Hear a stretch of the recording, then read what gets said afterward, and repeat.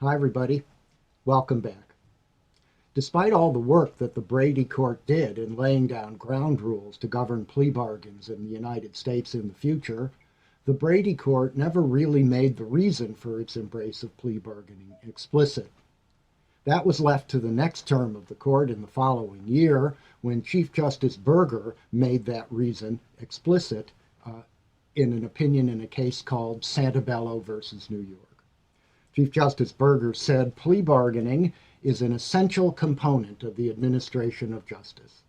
Properly administered, it's to be encouraged. And here's the crucial sentence: if every criminal charge were subject to a full-scale trial, we would need to multiply by many times the number of judges and court facilities. Burger knew, as everybody did, that the people were not about to increase by many times the number of judges and court facilities, and thus plea bargaining was an essential component of the administration of justice. Without it, the system would collapse, and there was nothing remotely within the budgetary bounds of the system as we know it that could come in to replace it. So it was essential that the plea bargaining system be preserved, at least until something better could be devised, if ever.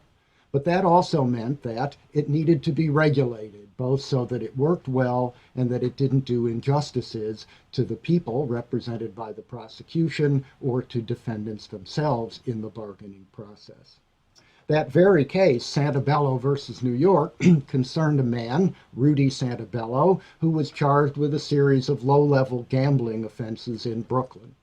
He'd been through the criminal justice system before and knew how this sort of thing worked, and so he agreed to plead guilty with a prosecutor if the prosecutor himself would agree not to recommend to the judge at sentencing time that a prison sentence be imposed. The felonies that Santabello was charged with carried a prison sentence, but the sentencing concession was that the prosecutor would not recommend to the judge that Santabello be imprisoned. Through no fault of the prosecutors, as things happen in large bureaucracies, by the time that the case actually came for the plea to be entered, after the plea agreement had been reached, the state was represented by a different prosecutor, and this second prosecutor had apparently not been informed about the bargain that had been made by the previous prosecutor with Santabello.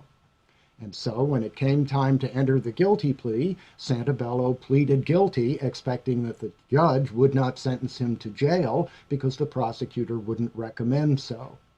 But to Santabello's surprise, the second prosecutor, unaware of what the first prosecutor had promised, cited Santabello's long record and urged that he be given a 1-year jail term, which the judge promptly did. Santabello, that is, expected to be given one plea bargain sentence, and when the actual plea bargain came to be done, he was given a different sentence, a higher sentence. And so he asked the courts to allow him to withdraw, or as they say, reopen his guilty plea and have a chance to plead again, in which case he would presumably not plead guilty in exchange for the same bargain. It's the lemons problem that we saw earlier in the course, now in the context of a plea bargain.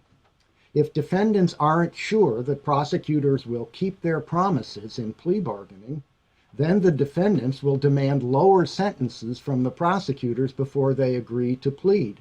Just as in the lemons case, buyers, knowing that there's uncertainty about the quality of their used cars, will lower the price that they're willing to offer for any used car. And here defendants will demand lower sentences to account for the uncertainty that comes with the sense that prosecutors might renege on their promise.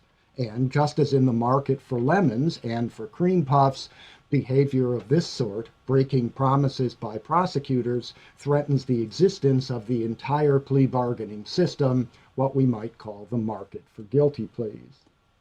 It's possible to see this in terms of the simple equation that we introduced last time. Recall that we said, as we look at the top of the slide, that defendants will plead guilty if the cost to them of the sentence that they'll receive after the plea bargain, marked SPB, is smaller than the expected cost that they face from the prospect of going to trial, which is the probability that they'll be convicted multiplied by the consequence to them if they are convicted, which is the cost of the trial sentence, ST, which we assume is substantially larger than SPB.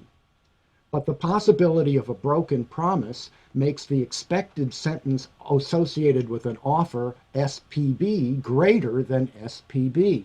That is, the possibility that the prosecutor can break his promise makes any plea bargain itself subject to some uncertainty. We thought, or at least we did before cases like this appeared, that when the prosecutor offered a particular sentence, that was that, and the defendant could count on receiving that sentence. And so it was easy to compare the costs of that sentence to the costs of the trial prospect. But now, with the possibility of broken promises by the prosecution, the defendant must add an element of uncertainty to any promise that the prosecutor makes during the plea bargain. And that element of uncertainty, which on the slide I've represented by adding a small or large, depending on the degree of the uncertainty, component H to the plea bargain that the prosecutor says that he or she is going to honor, then, as you can see from the second equation, it's quite possible that the uncertainty will push the cost of the plea bargain above the expected cost of the trial prospect. As you can see in the example, if there were no uncertainty, the defendant in this case would accept the plea bargain, but because there is uncertainty and the defendant has to add that little kicker, H, to SPB to account for the uncertainty, it may well be that the plea bargain with the uncertainty is not as good a prospect for the defendant as going to trial itself. And that means that bargains that would have been made without the uncertainty won't be made, and in their stead, costly trials that no one wanted at all will be undertaken in their place. So, in order to avoid this result, this threat to the entirety of the plea bargaining system itself, the court voided Santabello's plea and allowed the plea to be reopened to protect the larger system. The vehicle that they had at their disposal to reach this result was the same due process clause of the 14th Amendment that we saw discussed in McGautha versus United States. Here, that same due process of law clause was held to require that prosecutors must keep the promises that they make in bargaining, because that's a matter of fundamental fairness. Everybody's supposed to keep the solemn promises that they make, especially in situations as important as this. And so, as in the market for lemons, what's fair and what's efficient are again the same thing. Governing plea bargains, which is what the Supreme Court started to do with the Santabello case, led in the Santabello case to a sort of curbing of a behavior by prosecutors that might threaten the plea bargaining system. But the court didn't mean to suggest that prosecutors couldn't play hardball with defendants in the plea bargaining process. Americans use the expression playing hardball when people actually get down to hard bargaining and don't show much mercy to one another in bargaining to get what they want. Prosecutors routinely play hardball in plea bargains with defendants. And this is because the discount that is given to defendants who agree to plead guilty only has meaning and force to them if defendants who don't accept plea bargains and instead insist on a trial receive substantially higher sentences after a trial conviction than they would have received had they agreed to plead guilty. That's because the only way to induce guilty pleas is to make sure defendants know that they'll be sentenced harshly if they insist on a trial. Put another way, the people who insist on a trial have to be sentenced harshly if they're convicted in order to encourage the next round of defendants to plead guilty in accord with the bargains that the prosecutors are offering. This practice of prosecutorial hardball by threatening defendants who insist on a trial with very severe consequences was tested in a case that came before the court in 1978 called Bordenkircher versus Hayes. It arose out of the state of Kentucky, which has what Americans call a three strikes law. There's a baseball umpire on the right signaling the third strike, and after the third strike, a batter in baseball is out. Similarly, after a third strike, a felon is in prison for life. Three strikes laws typically read, as the one in Kentucky did, that after someone has been convicted of a third felony, sometimes a third violent felony, although in Kentucky only a third felony, then if the prosecutor asks for it, then the court will automatically sentence that person to life imprisonment for the conviction of the third felony. This is obviously meant to deter habitual offenders by effectively saying to them, you get one strike at a low price, a second strike at a low price, but if you get a third strike, the price, no matter what the offense was, will go up very, very high. We don't like habitual offenders, we'll treat them harshly.